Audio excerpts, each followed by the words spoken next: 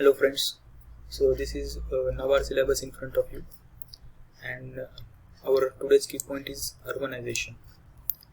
And you can see that this is our grade B syllabus, ESI syllabus, and here is also one key point called urbanization. So both of the key points are there in NABARD and RBI also. So it is one of the very important topic. So let's see then.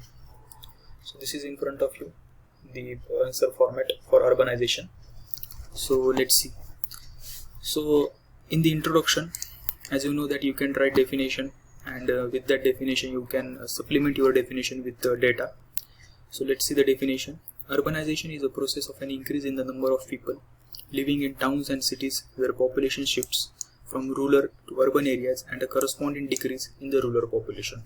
So what you can do, you can mug up this definition and you can use this definition in any answer. Next, what you can do that with this definition, you can supplement this definition with the data. You can use the data of census 2011 that 31.16% of Indian population residing in urban areas, and you can use the reports of National Commission on Population that it projects that in next 15 years or by 2036 about 38.6% of Indians will live in the urban area. So this is the data you can use to supplement your definition. Now next one is the body. So in the body, the first part is why urbanization. Why urbanization. So the first point you can write about a major contributor to the economy, and here you can take the example of Mumbai city. As you know, Mumbai city is a financial capital of India, and it generates, Mumbai alone generates 16% of total national GDP. So urbanization helps for the economic growth. Next one is the hub of innovation and technology. So due to high level of literacy among the people in the urban areas compared to the rural areas, the research and the development infrastructure in the urban area is on par compared to the rural area. Hence there is a high scope of innovation and technology in the urban centers. And you know that that the scope, if there is a high scope of innovation and technology in the country, then there will be the high efficiency, high productivity, and it will directly help for the economic growth of a country. Next one is the new opportunities. Due to presence of many sectors from manufacturing to services, the newer opportunities always emerged in the urban centers. This point you can use why urbanization. Next is rise of economic powerhouse. So the urbanization increased the number of value-added economies activities, and hence it helps to make a country or any region an economic powerhouse. You can take the example of Maharashtra also here, as there are two cities in the Maharashtra, more than two cities, but mainly Mumbai and Pune are very developed urban centers in Maharashtra, and today Maharashtra is number one in terms of GDP in the country. Next one is the opportunity to experiment for sustainable development. The hot topic of today's era is economic growth in sustainable way. Hence the government with the help of private stakeholders can experiment the sustainable development model by building the new cities. So urbanization will help to experiment the sustainable development models. And so this is about body, that why the urbanization. You can write these 5 points, mug up these 5 points. You can use it in any answer. Answer can be analytical, answer can be a direct answer like problems and benefits of urbanization, but mostly it will be analytical. So in the analytical also you can use these points. And next one, as you can see that government is promoting the smart cities mission, right? So you can use these points that why the government is promoting smart cities. It can come in analytical way also. So you can use these points. Next one is the issues. Now what are the second side of the coin? There are some health issues like unhealthy environment, especially for slum areas and poor living conditions in the cities. Infectious diseases due to poor sanitation, especially in slum areas, the spread of infectious diseases. As the population density is high in the urban centers, as the spread of infectious diseases is also high, the rate of spread. Next one is the education, related to education, that poor affordability. Next one, especially for urban poor.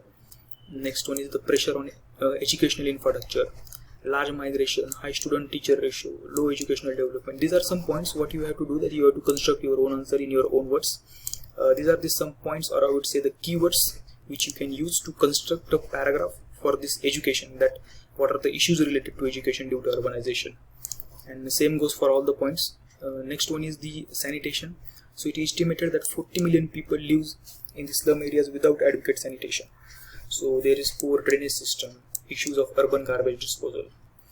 These are some way forwards actually. So as I said that if they ask suggestion also, so in the suggestion section you can write the government missions or government's missions or about government schemes. Like for the sanitation, government has started Amrut mission, Swachh Bharat mission, Smart Cities mission. So you can use that government is working on these missions to give good sanitation facilities in the urban centers. Next one is the safe drinking water. So there is the issue of fresh water supply. Example like Chennai water crisis, where the tankers used to provide water to the people. You can use the example of Chennai water crisis. For next one is the contaminated water due to industrial activities. Next one is the presence of arsenic and the chemical compounds in the water, sometimes lead to death. And here the way forward is Jal Jeevan Mission Urban, providing drinking water to the households, the mission of the government of India. Next one is the urban housing problem. These are the issues that rise in slums, unauthorized residential colonies, municipal corporation take action, loss of livelihood to many peoples. So these are some points in urban housing problem, and way forward for it is Pradhan Mantri Awas Yojana Urban, providing pakka houses to people who are living in urban centers who do not own houses. So this is for those people, this mission. Next one is the pollution problem, rising air pollution. You can take the example like Delhi, that it becomes unlivable during winters because of pollution. And here the way forward, the government is implementing National Clean Air Program. Next, the problem of poverty.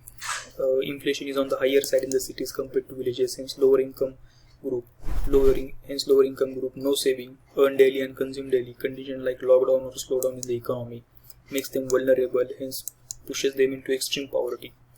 You can also take the example of recent COVID-induced migration to the villages.